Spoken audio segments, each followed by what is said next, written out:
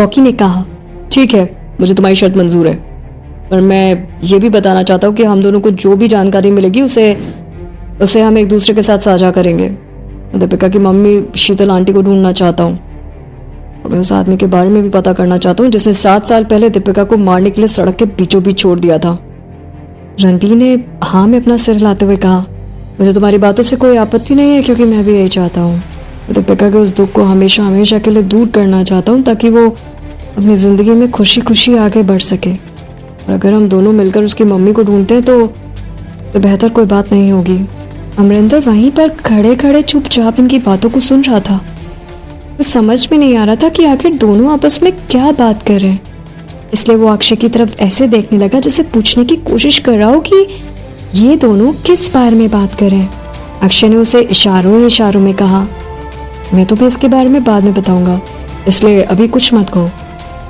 वापस computer room में अपने रोबोट की मदद से दीपिका ने वहां पर सब कुछ हैक कर लिया था।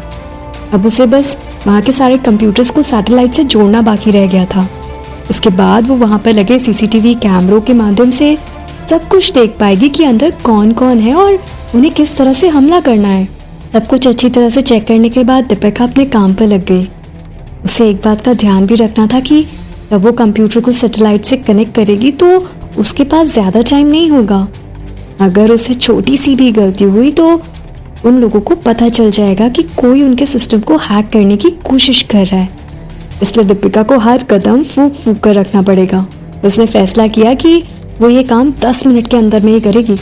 इससे ज्यादा टाइम उसके मिशन के लिए खतरनाक हो सकता है और वो मन ही मन डर रही थी कि कहीं उससे कोई गलती ना हो जाए।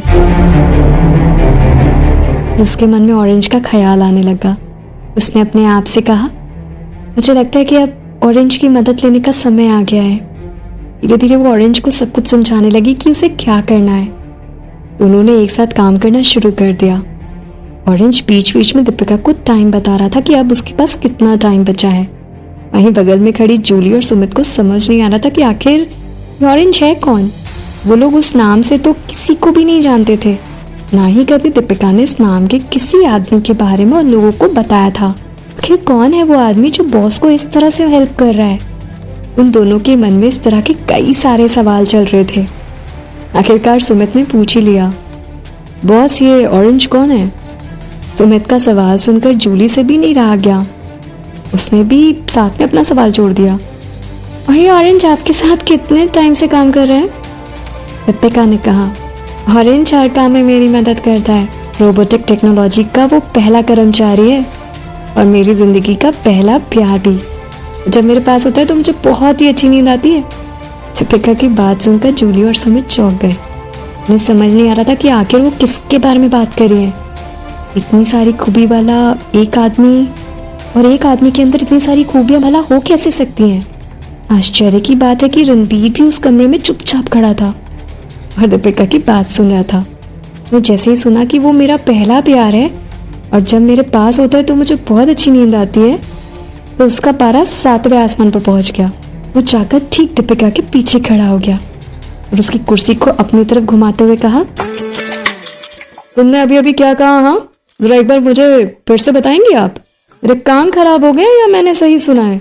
अचानक रणबीर को अपने सामने देखकर दीपिका चौंक गई और कहा, रणबीर नहीं, तुम बिल्कुल गलत सोच रहे हो। मैंने जो भी कहा ऐसे कुछ भी नहीं है।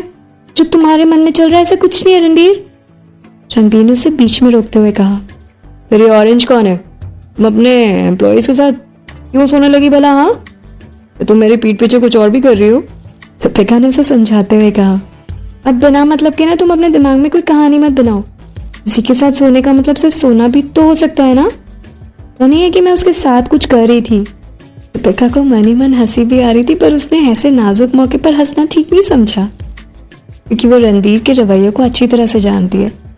एक बार अगर कोई बात उसके मन में बैठ जाती है ना तो वो उसे आसानी से नहीं निकाल पाता है। पर उसने भी सोचा कि जब देखो तो ये शैतान मेरे साथ मजाक करता रहता है, आज मुझे भी मौका मिला है, इसलिए मैं भी इसे परेशान कर सकती हूँ। फिर वो अपने मन में तरह तरह की बातें सोचने लगी कि वो रणबीर से क्या कहेगी। तड़पता है क्यों, धड़कता है क्यों, ये जाने न मैं न ऐसा ये दिल का कनेक्शन है तुझसे हुआ